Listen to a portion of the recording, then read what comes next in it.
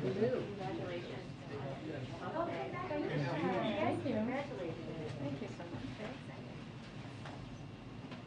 Really? You should have brought it out here. Just kind of put it in your lap. Yeah, you could totally, I could like hold it for you, like.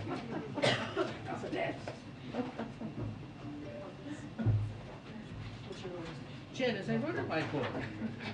It's available on Amazon.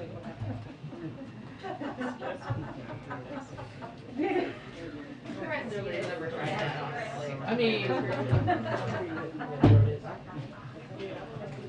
especially because you got the captive audience. You got the first question.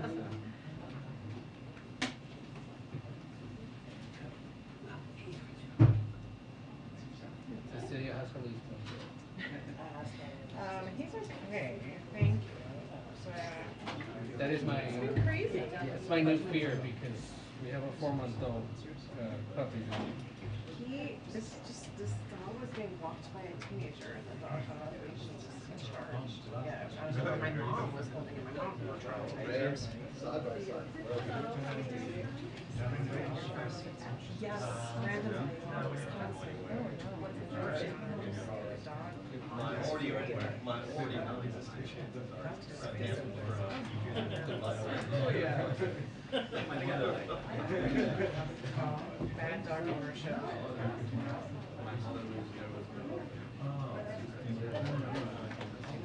Hi, everyone. Hello. Okay. A couple of items for all of you at the top. As you know, the president is headed to the West Coast tomorrow, and I wanted to give you a quick preview of his first trip to Oregon and Washington. He will highlight the historic economic growth and nearly 8 million jobs created as a result of his and congressional Democrats' actions, including the American Rescue Plan and bipartisan infrastructure law, and his work to lower costs. He will visit the Portland International Airport tomorrow to highlight critical investments to ensure stronger, more resilient infrastructure, such as an earthquake-resilient runway at the Portland Airport, and to help lower costs on everyday items by ensuring goods can move faster and more efficiently. Governor Kate Brown, Senators Ron Wyden and Jeff Merkley, and Congressman Kurt Schrader will join the president at the airport. On Friday, he will mark Earth Day in Seattle, Washington, by speaking to the need to bolster our nation's resilience in the face of threats like wildfire and the need to rapidly deploy clean energy. He will be joined at the event by Governor Jay Inslee. The president will also discuss how he is fighting to bring down prescription drug costs, such as insulin, where he will be joined by Governor Inslee, Senators Patty Murray and Maria Cantwell, and Congresswoman Kim Schreier. The president will call on Congress to pass his plan to lower prescription drug prices and energy costs, but he's not waiting for Congress to act, and he will highlight recent actions he's taken to lower energy and health care costs and give families more breathing room.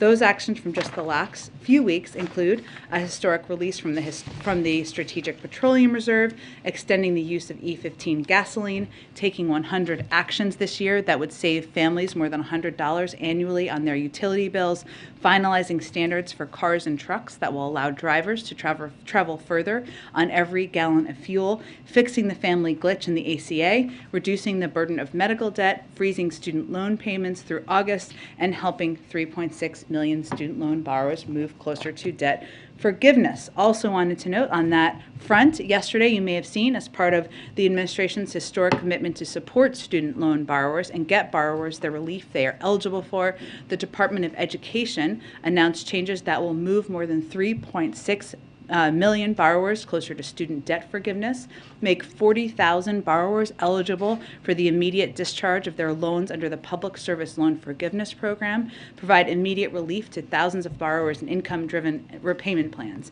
We're delivering this relief to borrowers by fixing long-standing failures in the Income-Driven Repayment Program, or IDR as it's often known. Income-driven repayment is one of the best options for borrowers who they have towards tackling their student loan debt. For too long, the system for tracking payments has been broken, and there were significant flaws that suggested borrowers who were entitled to forgiveness were missing out on their progress toward debt forgiveness. So these steps include making sure that any months in which borrowers made payments will count toward IDR forgiveness, regardless of the repayment plan, and any borrower who has made the required number of payments for IDR forgiveness based on this payment count revision will receive loan cancellation automatically. Additionally, we know that in the past, loan servicers placed borrowers who were struggling to manage repayment into forbearances without giving them adequate information about alternatives. And that meant in forbearance, while no payments were due, interest continued to accrue and borrowers did not get credit toward IDR forgiveness. This is often not the best option for borrowers, particularly when they would be eligible for an economic hardship deferment or a low or zero payment on an IDR plan. And to make sure that existing borrowers aren't permanently harmed by these failures, the department will apply PSLF and IDR credit for borrowers who ended up in long-term forbearance. Those are forbearances of 12 or more consecutive months or 36 or more total months. So important steps on that front. Last thing I just wanted to note, and you may have seen this, but this morning the Department of Treasury sanctioned Trans Capital Bank, a key Russian commercial bank that has offered services to banks globally to evade international sanctions, and more than 40 individuals and entities that are part of a Russian sanctions evasion network led by Russian oligarch Konstantin Malafeyev. We have also imposed sanctions on companies in Russia's virtual currency mining industry that operate vast server farms and provide revenue to the Russian government. And the Department of State imposed visa restrictions on more than 600 individuals in response to human rights abuses by Russia and Belarus. So this is part of our stepped-up effort to crack down on those attempting to evade our unprecedented sanctions. With that, Darlene, why don't you kick us off? Thank you. A couple of questions on masking. The president said yesterday that people should decide for themselves whether to wear masks on airplanes, and wondering whether his comment was intended to signal a shift in thinking in the administration away from mandates toward more personal responsibility.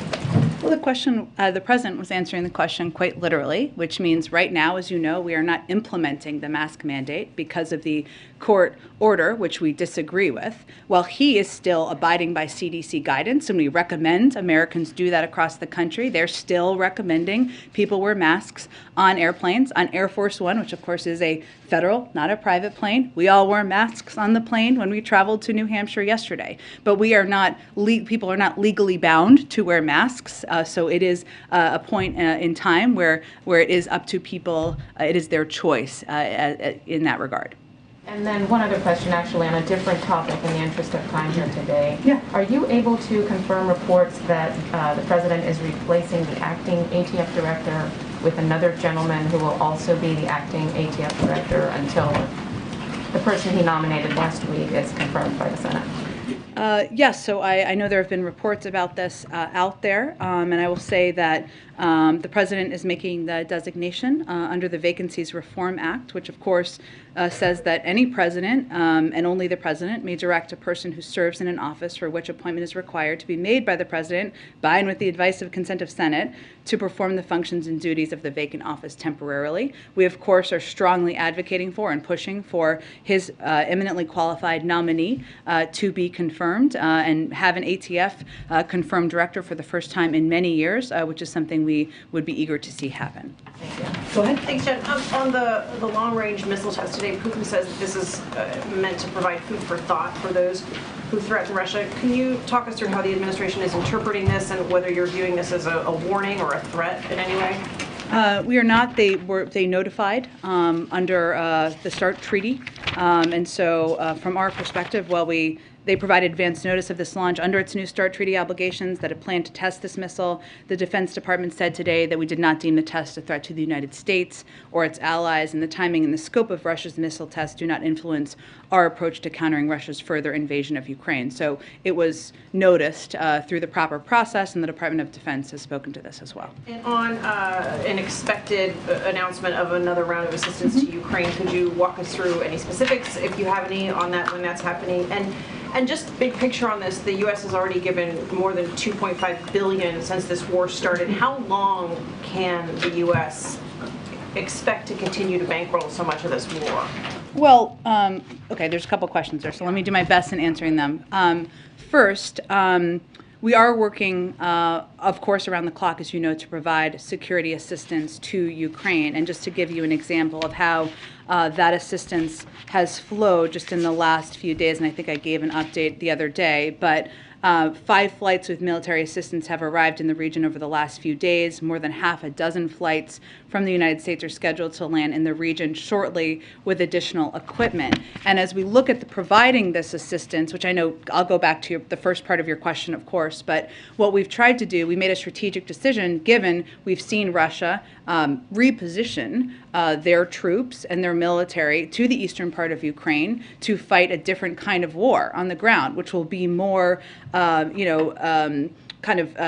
shooting back and forth through long range. And so we have been working with the Ukrainians and the Ukrainian military to determine exactly the kind of security assistance they need for this stage in the war. And that has included an increase, as you've seen, in artillery and ammunition and weapons like howitzers and others that can do these are effective in this long-range shooting and long-range fighting that we are seeing or we anticipate will happen in this stage of the war. So we have been expediting this assistance to the ground over the last couple of weeks to ensure they are prepared as this portion of the war is starting. Not because they are using all of it in 7 days, but because we want them to have all of this equipment as quickly as possible as they prepare to fight this war on the ground.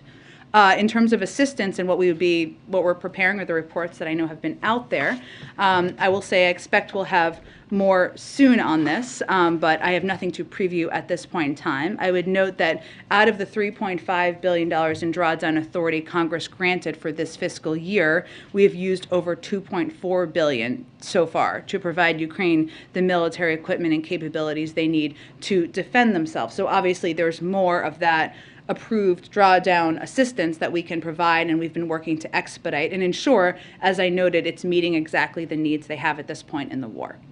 Go ahead. A couple quick ones on mask mandate. The DOJ said yesterday that they would decide essentially whether or not to appeal that ruling based on what the CDC says they need or don't need. Is the White House or the cabinet involved in any way in that decision-making process? Well, we are entirely able to and legally able to be a part of the discussion, but right now we of course are deferring to the CDC on what they believe is needed at this moment. They obviously put in place this 2-week extension because they felt they needed that to take a look at the data, given that we've seen a rise in cases. So we certainly anticipate to hear more from them soon on their ask for being able to have that time, which we think is entirely warranted. And the Department of Justice, as you noted, has indicated that they would appeal, not just because they think it's entirely reasonable, of course, to have this additional time to look at it, but because they think that for current and future public health crises, we want to preserve that authority for the CDC to have in the future. And then just when you said a moment ago that it literally is a personal choice as to whether people decide to put a mask on or not on planes, does that messaging still reflect a shift for you all and maybe to some degree a capitulation to just the mood of the public about wanting to be over this pandemic, or people who have politicized the wearing of masks in the first place? Well, first I would say we continue to recommend everyone wear masks on planes. What the President was speaking to is, of course, because we are not currently implementing the mask mandate, it is not a requirement, so people can choose, even as we recommend it. But to be clear, we are recommending everyone wear masks on planes. That is what the CDC is recommending. That is the public health guidance we are following. I would note, I know this is often said, and maybe some of it is because there was the video of people on one plane taking off their masks. Public polling does not actually show that there is a universal view of people getting rid of masks. That's not actually what public polling shows. Now, it doesn't matter to us because we are making our decisions based on public health and data and what the CDC is recommending. But that is not the universal view of the public. Go ahead. Jen, a Ukrainian commander in Mariupol is saying that his forces and civilians in the area may only have hours to make it out alive, and he has been making this direct plea to the president for the U.S. to somehow be involved in extracting people from the area. Do you know if that's a request that the president himself is aware of? And can you just walk us through, can the U.S. be directly involved at this point in making that happen, or helping to make that happen? Sure. We have certainly seen these cries for help and these asks for help. We certainly urge the Russian government to do the right thing, guarantee safe passage for any civilians or others who wish to leave the city. We also encourage them to allow deliveries of humanitarian aid, such as food and medicine, and safe passage for volunteers to help people in need. But I don't have any additional updates from here.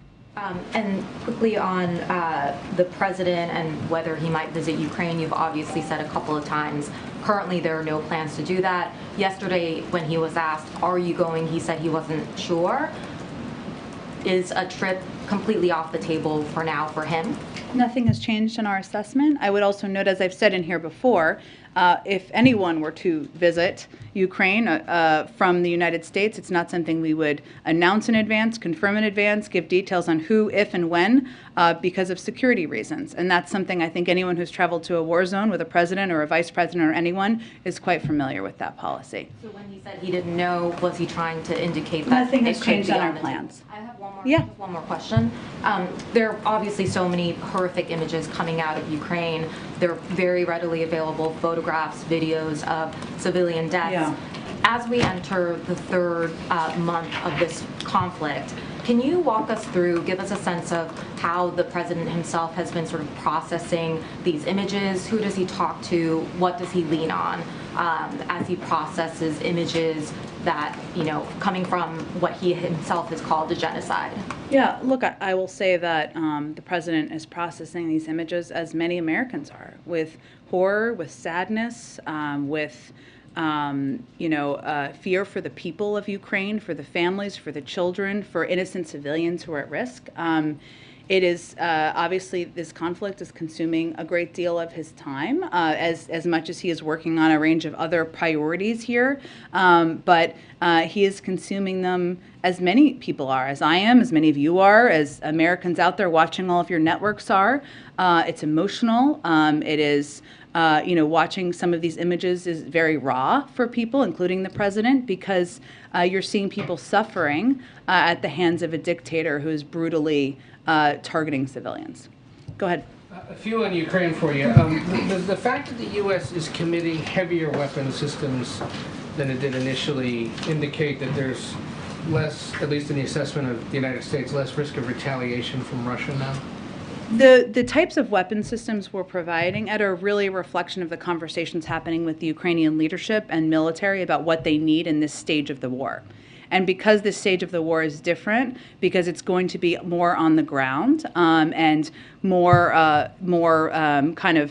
back and forth long range fighting, there's different kinds of weapons and systems they need, more artillery, more ammunition. It's a different war than it was when they were in the western part of the country. It said earlier that that the government's continuing to monitor that whatever is sent over is meeting the needs of the war. How exactly is that monitoring happening? Inevitably, there are going to be a lot of questions about how was the money spent, who did the equipment get in the hands of, how was it used? It may not be the next few weeks, but this could be over the next several months or years of, was this worth it? Was it worth the cost? How exactly is that being done now? Well, look, I think that if you ask most Americans, if you ask members of Congress, if you ask most people in this country, what's important to do now is to equip and provide the type of support, assistance, including military equipment, to help them continue to fight and win in some cases, as they did in the Battle of Kyiv, this war. That is our focus. Obviously, we coordinate very closely with them, but we provide them the assistance to distribute amongst their military. Because there was support in the beginning of the Iraq War and the Afghanistan War, and then there were years spent trying to retrace the spending on all that. I'm not saying that's necessarily going to be the case in this one, but there's no mechanism in place right now, at least. I would point you to the Department of Defense to detail that further, but I would note, obviously, this is different given we don't have U.S. soldiers on the ground. Obviously, equipment, ensuring we're reducing waste, fraud, and abuse is important to the president, but it's a different kind of war for a range of reasons. Given that Russia has conducted an ICBM test, is there any plan to reschedule the one that we canceled back on April 1st. That's not something we would preview. Okay. And what's the latest on the reported chemical weapons attack in Mariupol? Did the Russians use chemical weapons? There's no new assessment from here. Do we have any sense of when or how much longer that would take? I don't. I mean, what we talked about at the time, and I know my colleagues at the Department of Defense and State also referenced, is we don't have a team on the ground. It is difficult to assess, so it is something certainly we continue to work to do, but we don't have any additional updates or confirmation. Go ahead. Thanks, Jen. I have a question about marijuana policy. President Biden, as a candidate, promised to decriminalize marijuana. When is that going to happen? Well, the president continues to believe that no one should be in jail because of drug use. I don't have an update here. We are continuing to work with Congress. But what I can say on marijuana is we've made some progress on our promises. For instance, the DEA just issued its first licenses to companies to cultivate marijuana for research purposes after years of delay during the prior administration. This is a key step in promoting research because it broadens the amount and quality of cannabis available for research purposes. Additionally, the president's continuing to review his clemency powers, which is something he also talked about on the campaign and is certainly remains committed to taking action on. So he remains committed to what he said during the campaign, that people charged with marijuana-related offenses, number one, everybody gets out, record expunged. Well, again, he's reviewing his clemency powers. That's exactly what that looks like. I don't have any updates or previews beyond that, though. Okay, and a question about immigration. Does the president still have confidence that the vice president can get to the bottom of root causes of migration? He absolutely does, and is grateful for her work in doing exactly that. Why? Why does he have confidence, or should I give you an update on a couple of the things we've done? What gives the president confidence when he sees that March 2022 has 28% more migrant encounters at the border than March 2021 when she got this assignment? Well, you asked me about root causes, right? So let me address that first, and what the vice president and other members of the administration who've been working with her have been doing.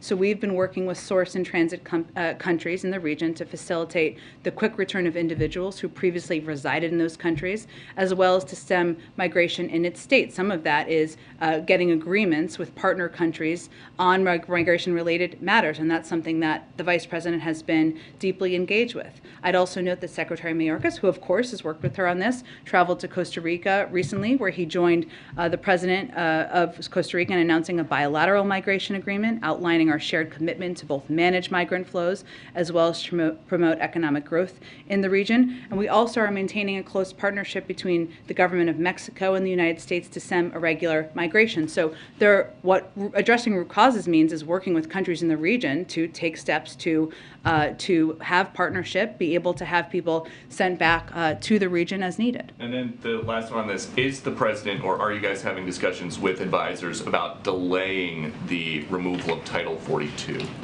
Well, I would, again, remind everyone, because you gave me the opportunity, so thank you. Title 42 is not an immigration authority. I will get to your question, I promise, Peter. It is a public health authority. Congress gave the CDC authority to make determinations about when it should be lifted. So right now, we are planning and preparing for the end of Title 42 enforcement on May 23rd. But I would say that there are a range, the president agrees that immigration in our country is broken. It's a system that is broken. There are a range of ideas out there in Congress, Democrats, Republicans, others, some who support a delay of Title 42 implementation, some who strongly oppose it. And there are a range of other ideas of reforming our immigration system. This would all require congressional action. We're happy to have that conversation with them. Go ahead. Along the Title 42, excuse me, sorry, it's allergies. It's so. okay, we understand. Good. We understand. We've been reporting that the administration is projecting a big budget shortfall for ICE and CBP should Title 42 be lifted. Is there a plan for how to get additional funding that's going to be needed to handle immigrants coming into the country? If that Title 42 is lifted, will you need funds for Congress? Can you divert funds from somewhere else? What's the thinking? So what DHS said last month is that they expect the current funding levels will not be sufficient to meet operational needs, but they have a number of options available to secure the resources required to implement our comprehensive strategy. This includes reprioritizing and reallocating existing funds, requesting additional support from other federal agencies if necessary, engaging with Congress on that discussion. And I would note that as a part of this, as we prepare for the implementation of the end of Title 42, there are a range of steps that we've been taking to prepare for that, including surging resources, deploying resources to address increased volumes. That includes moving officers, agents, DHS volunteer force, personnel to rapidly decompress points along the border and more efficiently process migrants. It also entails the deployment of COVID-19 mitigation efforts, including the continued use of PPE, providing the COVID-19 vaccines. It also includes expanding these efforts to cover migrants in CBP custody. So point is, there are a range of steps in this comprehensive plan that I know Secretary Mayorkas is testifying today on the Hill, and I'm sure he'll be testifying more in the future. But what they said at the time when we announced this was that we expect current funding levels would not be sufficient. There are a range of ways to address that, and we're working on exactly that. And if, because we're just about a month away from this being lifted, if the administration doesn't feel like that plan is in place yet, would that be a reason to delay lifting Title 42? Well, we've proposed a plan. So that's a plan that is being implemented. In terms of any ideas to address immigration, including any delay of Title 42, that would require congressional action. So, go ahead. More than 3,000 Ukrainians were processed along the southern border, people who had flown to Mexico to try to get into the U.S. That's a big leap over February. That number is expected to increase. Does the administration have any plans to announce a program that would make it easier for Ukrainians who already have family ties in the U.S. to be expedited into the U.S.? We are working, so we've obviously announced, the president has announced plans to accept 100,000 Ukrainians into the United States if they want to come, of course. We're working to finalize the details of that. Of course, right now, we are still, as you all know, as we've been talking about, implementing Title 42, no matter what country you are coming from, whether it's Ukraine or any other country in the world. Sure, but is there anything immediately in the works for a program similar to that to be Well, no, the announced? president announced a few weeks ago plans to welcome 100,000 Ukrainians, right? So it's just the details of how that program will work. I understand why you're asking. We just don't have the final details yet. But on supply chains, Yeah. millions of people in China are on lockdown. Experts are sounding the alarm for what that could mean for further crippling supply chains, which obviously are already under strain. Is the administration concerned? How concerned is the administration about what that could mean for Americans waiting for goods here in the U.S.? Is there anything that the U.S. can do to mitigate that? Sure. So this is a very fluid, and I think you're talking about the lockdown around Shanghai, right, and the impact. So it's a very fluid situation, obviously. There's some uncertainty surrounding the impacts of China's lockdown on our economy.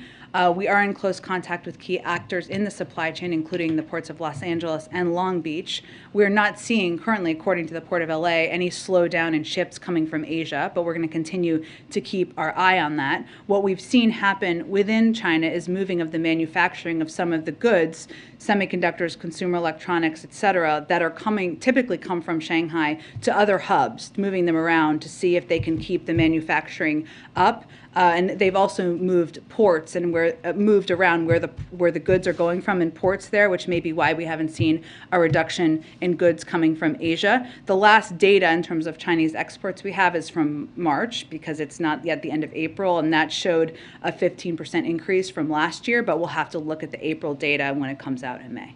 Go ahead.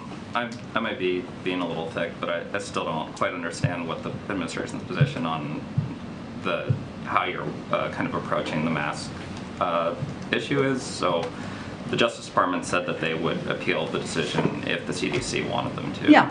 The CDC has said that they wanted masks. They still think masking is important and that they had that policy in place. So I don't understand why the Justice Department is not immediately appealing it, and especially seeking an emergency stay to potentially keep this in place while the CDC continues its sort of broader evaluation. Sure.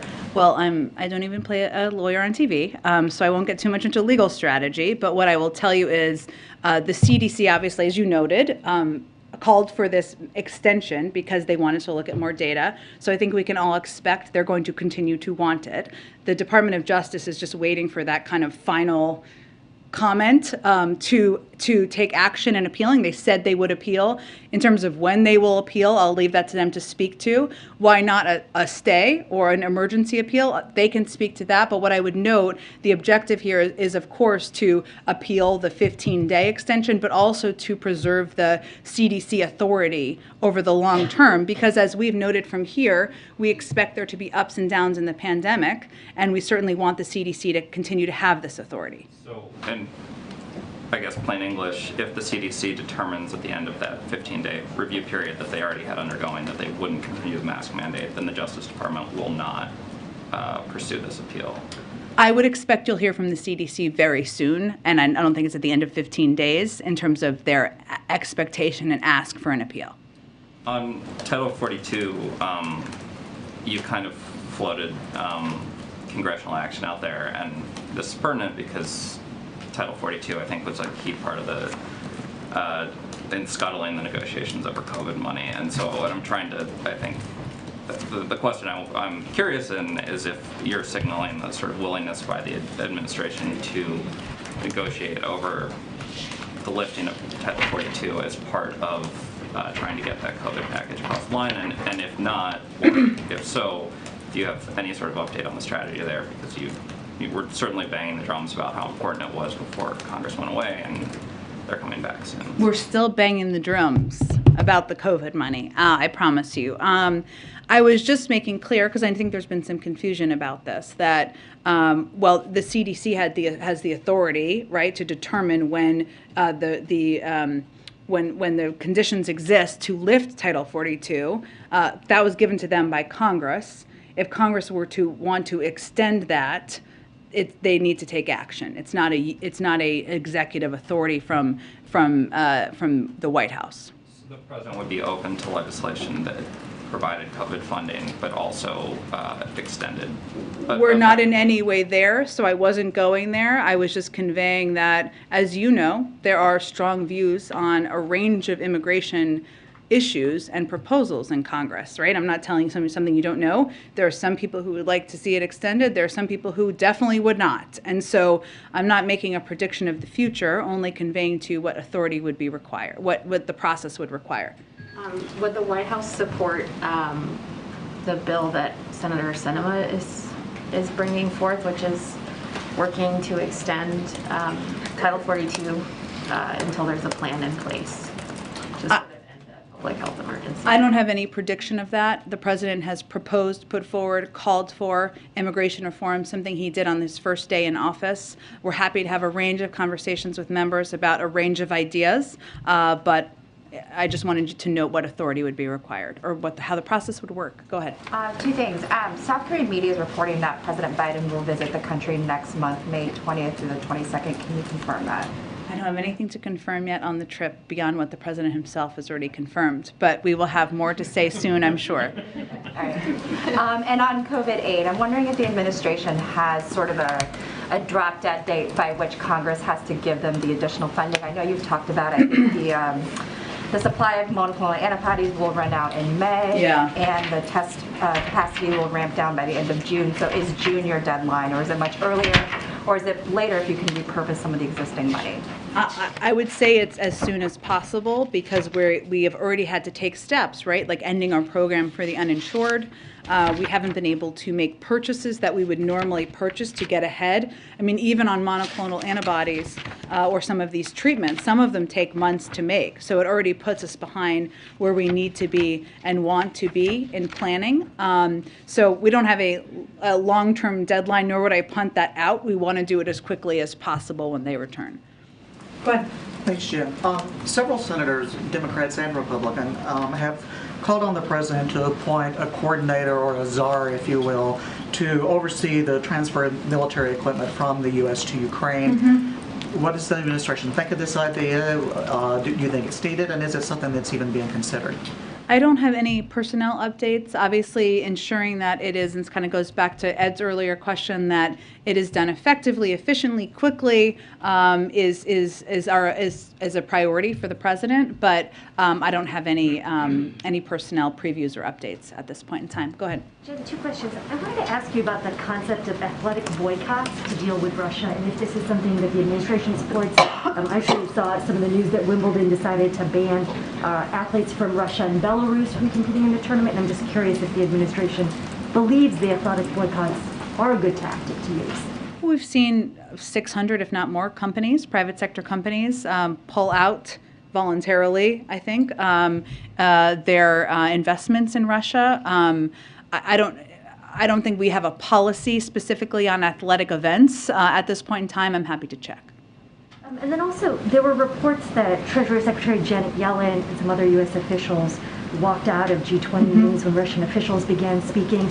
Could you just explain a little bit more about why they took that move, and is it a move that we could anticipate President Biden making himself?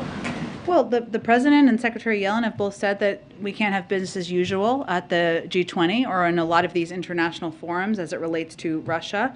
And she and the Treasury team made clear that she was planning to participate in some and not other meetings, which certainly is something we support. The president also has conveyed he doesn't believe that that Russia should be a part of the G20. That's now 6 months away in terms of his participation. So I can't make a prediction of what actions he may or may not take, but certainly we support her steps, and it's an indication of the fact that President Putin and Russia has become a pariah on the global stage.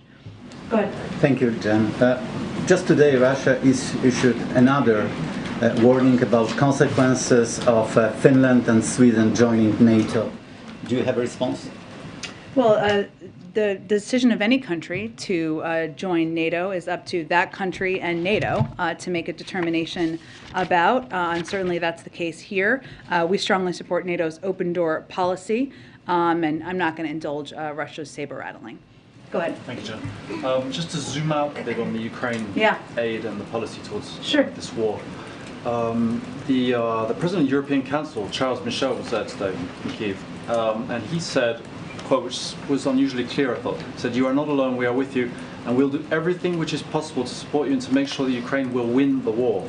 Is it the policy of the United States that Russia should not only lose, but be seen to lose this war? Is that like a strategic goal? I think we've been pretty clear that we're going to do everything possible to make sure President Putin and Russia recognize this is a strategic loss, that the president is a pariah on the global stage. Now, when you have a country that has lost as many people as Ukraine has, millions of people have been left homeless, I don't know if that feels like a win to them, but I think it's also true that the Ukrainians have clearly won the Battle of Kyiv. They have surpassed the expectations of the world in terms of their ability to fight back against Russia.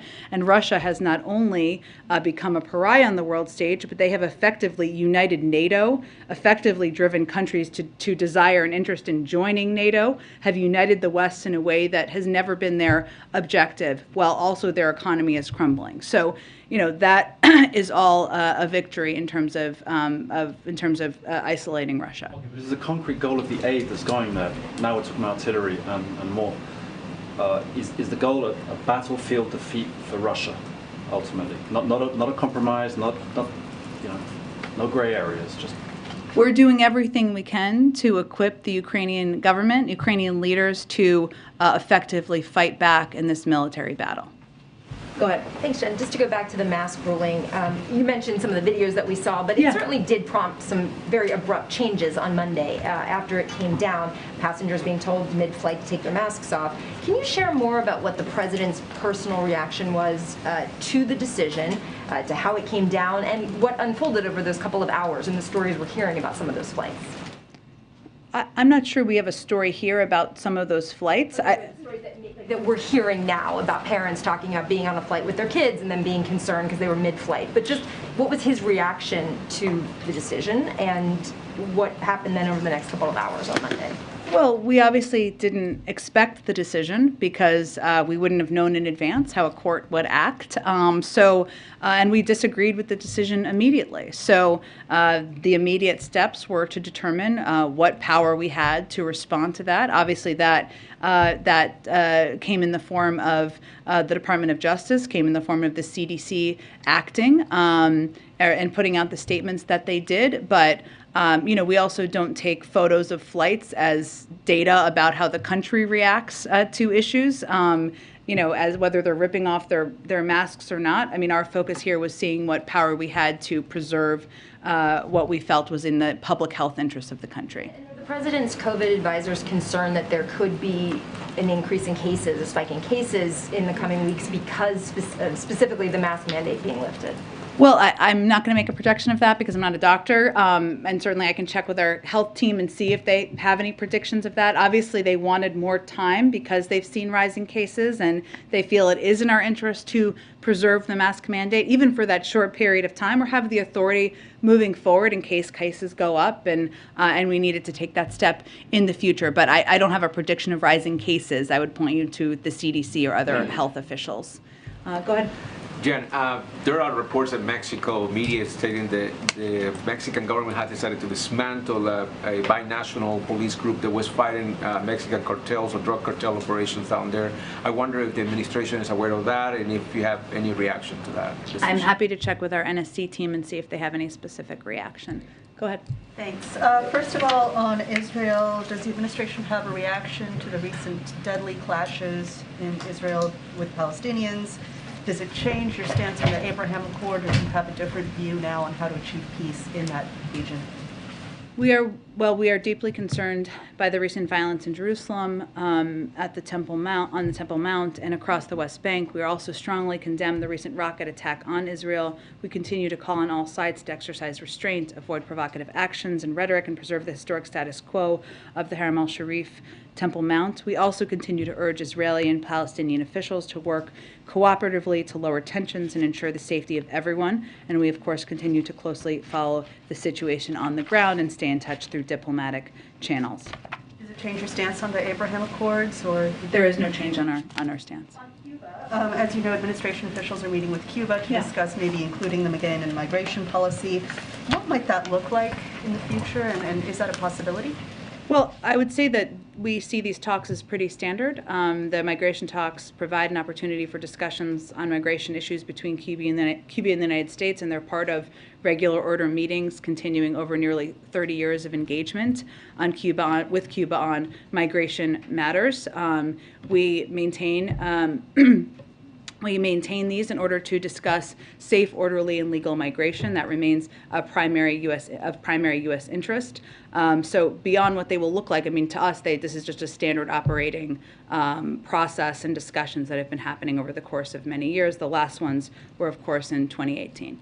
Finally, just on some of the munitions being sent to Ukraine, how does the administration justify sending Claymore munitions, which critics say are quite dangerous and in their anti-personnel mine form have been banned by 160 countries, including Ukraine? I'd point you to the Department of Defense to speak to any specifics of the military equipment or assistance we're providing. Obviously, we're providing this to a country that is facing an invasion by Russia that is targeting their civilians and their people, and this is meant to effectively help them fight that war. Thanks, everyone.